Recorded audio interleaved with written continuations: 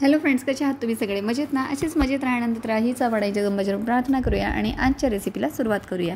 तर आज आपण चिल्ड्रन स्पेशल अशी रेसिपी करणार आहोत. मस्त असा आपण आज खजुराचा केक करणार आहोत. बऱ्याच मुलांना खजूर हे आवडत नाही आणि खातही नाही ते पाहिजे तसं, तर त्याचं काहीतरी करून दिलं ना वेगळं तर मुलं आवडीने खातात. तर या ठिकाणी ना हे इराणी खजूर आहे. मस्त असं मऊ असतं, ते नेहमीच्या खजूरपेक्षा थोडंसं सॉफ्ट असतं आणि ते मी आतल्या बिया काढून घेतल्या. त्यातला वाटीभर खजूर घेतलेला आहे.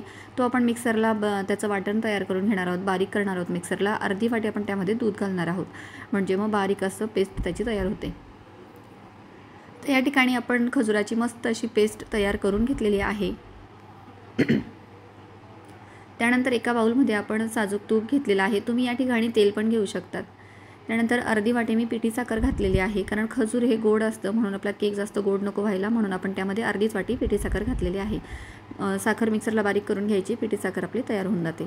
त्यानंतर ते सगळं एकजीव आपल्याला करून घ्यायचं आहे. तूप आणि साखर छान असं साखर मेल्ट होईपर्यंत तुपामध्ये चांगली घोळून घ्यायची आपल्याला आणि एकत्र एकजीव करून घ्यायचं आहे.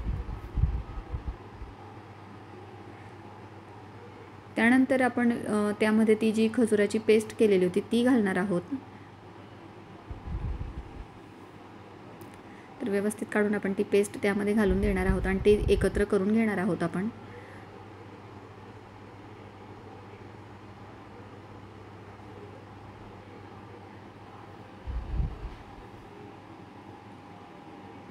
त्यानंतर इकडे आता आपण खायचा सोडा घातलेला आहे.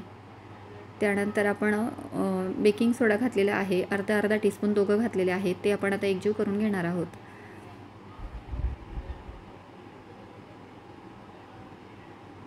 त्यानंतर त्यामध्ये आता आपण मैदा घालणार आहोत.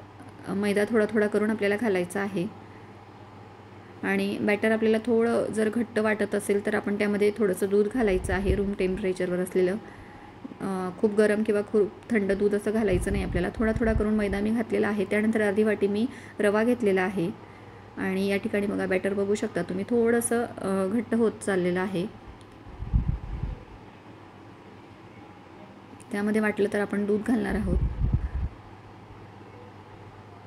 थोडंसं दूध घालते आणि त्याला असं थोडंसं आपल्याला एकजीव करून घ्यायचं आहे आणि मस्त असं एकत्र झाल्यानंतर आपण पुढचे जिन्नस त्यामध्ये घालणार आहोत.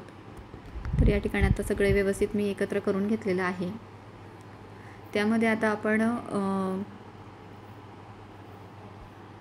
मिल्क पावडर घातलेली आहे अर्धी वाटी, त्याने पण छान असा फ्लेवर येतो. ते पण आता आपण एकत्र करून घेणार आहोत. सगळं व्यवस्थित एकजीव करून घ्यायचं आपल्याला. अर्धी वाटी मिल्क पावडर घातलेला आहे मी. मिल्क पावडर नसेल तर नाही घातलं तरी चालणार आहे. त्यानंतर इसेन्स घातलेलं आहे. हे व्हॅनिला इसेन्स आहे, व्हॅनिला फ्लेवरचं. अर्धा टीस्पून घातलेलं आहे मी ते. आणि त्यानंतर या ठिकाणी बघा मी या ठिकाणी भांड्यामध्ये काढून घेते आणि हा केक आपण एअर फ्रायरमध्ये करणार आहोत. तुम्हाला वाटलं तर तुम्ही कढईमध्ये थोडंसं खाली मीठ घाला, त्यानंतर जाळी ठेवा आणि त्यावर हे भांडं ठेवून मस्त वरून कवर करून ठेवा आणि 15 ते 20 मिनिटानंतर केक तयार होतो. किंवा ओव्हनमध्ये ठेवा. या ठिकाणी मी आता एअर फ्रायरमध्ये करणार आहे. तर सगळं आता व्यवस्थित काढून घेऊया आपण भांड्यामध्ये.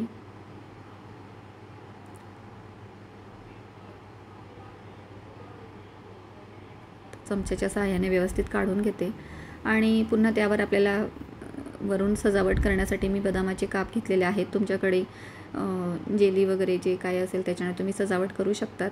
तर या ठिकाणी साधे सिंपल आपले बदामाचे काप टाकून दिलेले आहेत आणि बेक करायला ठेवणार आहे.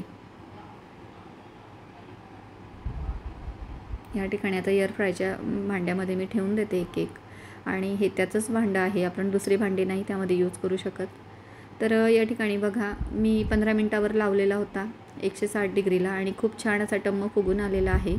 मस्त झालेला आहे. गार झाल्यानंतर आपण काढून घेणार आहोत पेपर खालचा. आणि मुलांना त्यांच्या आवडीचं केलं ना तर नेहमीच आवडतं फ्रेंड्स. आणि असा हा आपला मस्त केक रेडी झालेला आहे, सॉफ्ट झालेला आहे. बघू शकता तुम्ही, कलर पण खूप छान आलेला आहे. आपण त्यामध्ये कुठल्याही प्रकारचं कोको पावडर वगैरे काहीच घातलेलं नाही आहे.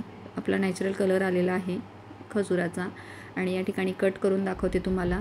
तर मस्त असा स्पंजी झालेला आहे आणि मुलांना खूपच आवडतो आणि झटपट होणारा हा केक तुम्हाला कसा वाटला मला नक्की सांगा कमेंट्स करून.